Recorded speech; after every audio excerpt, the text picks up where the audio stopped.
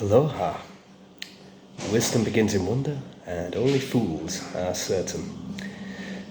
Although, well, to qualify, I should probably say that it's a good thing to be certain in the face of unmerciful malice, merciless malice of man. It's good to be certain in the face of evil, and without resistance, the victories of evil will be predetermined. Predestined. We cannot merely pray to peace, or pray for peace, because, well, trouble not the heavens with your bootless pleas, because I don't think anyone's listening, certainly not a supervising or benevolent creating force. Anyway, I can't really post anything from out here, nor will I, in the interest of OPSEC. There's only so much I can say or show, but I was wounded and medically evacuated, MedEvac'd or CASEVAC'd, out of there through a haunted forest, which was quite a remarkable experience. And I'm not revealing anything that the foe does not know, so nothing here should qualify as a compromising revelation, but it was a remarkable experience. A couple of nights ago, I got hit with a mortar, and I'm enormously fortunate in that a little bit of earthen embankment shielded me from much of the blast, and I didn't get hit with any shrapnel, but my ear was bleeding, and the left side of my face was numb. I did get bowled over by the shockwave, and it's ironic, irony being the consolation of slaves, poets, and legionnaires, a spice of life, and a consoling tonic in the face of the evils and ills of the world, this pitiless world, this unmerciful monkey farm of Absurdistan. But I had a sniper zinging shots at me all day, and all the previous day as well, and the day before that. I was close enough to the enemy to see the whites of their eyes. I was, shall I say, in an exposed position, putting in some work. So we had the sniper and the usual, all the good stuff, the old terrors and horrors, and new weapons of war like kamikaze drones. We also had to deal with all the old terrors and horrors like artillery and snipers and machine gunners and whatnot. It was hot, heavy and hectic, and after all that, MC Hammer, can't touch this, can't touch this. After all that, brouhaha, eventually, trying to, shall I say, fortify,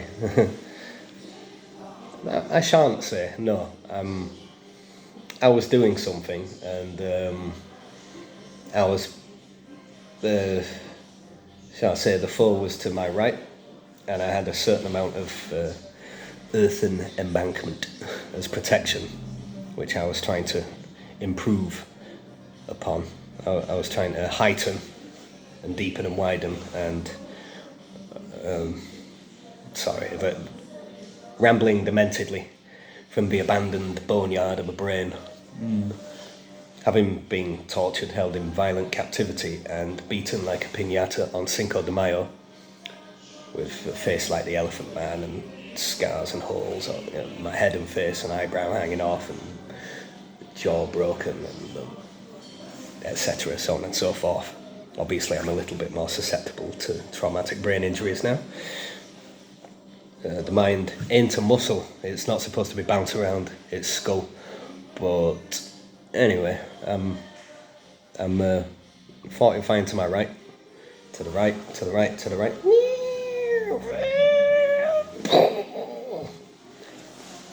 bang, boom, thud, thwack to my left. And yeah, sod's law, Murphy's law, and slightly less protection there. But luckily enough to shield me from shrapnel. But yeah, I mean, friends of mine were on either side of me, were also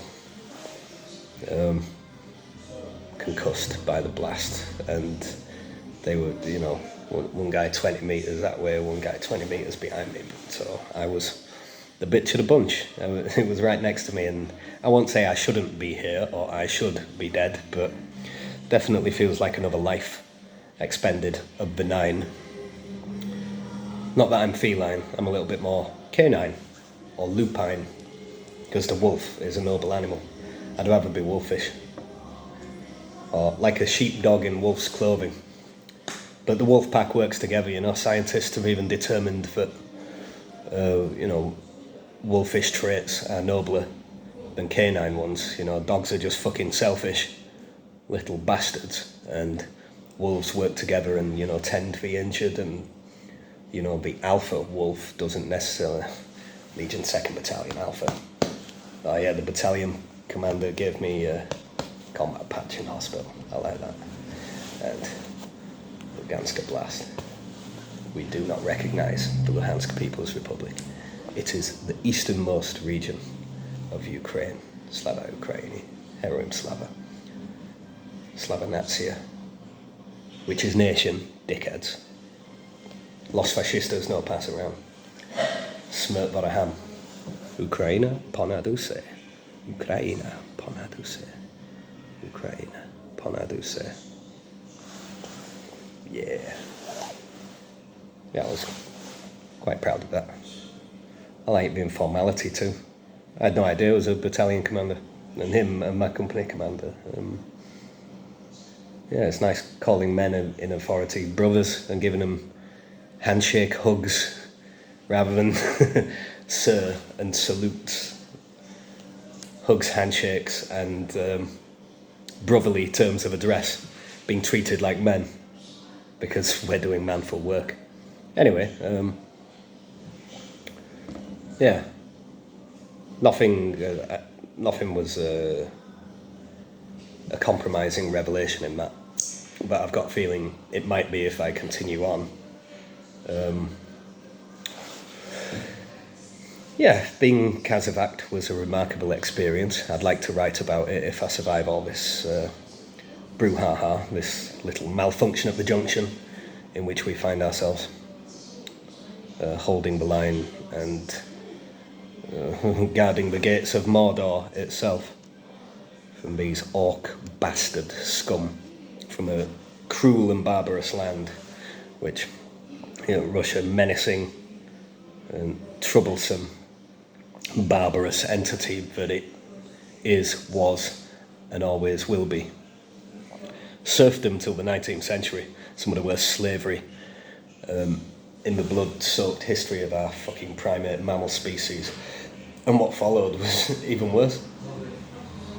From the annihilation of the 2 world wars and what happened there, and one of the nastiest civil wars in recorded history, and the Bolshevik revolution leading to Stalinism rather than Trotskyism. And, you know, because the man who wrote literature and the revolution, I think, was he had blood-stained hands too. Did that revolutionary, but I think the author of literature and the revolution, even if it was also the founding commander of the Red Army, I think Trotsky was a much more tender-hearted person than most of his Bolshevik comrades and compañeros. Yeah, it led to collectivization, famine, the Holodomor, the Great Terror, the Purges, the Gulag Archipelago, the Cold War, nuclear proliferation, all that good shit.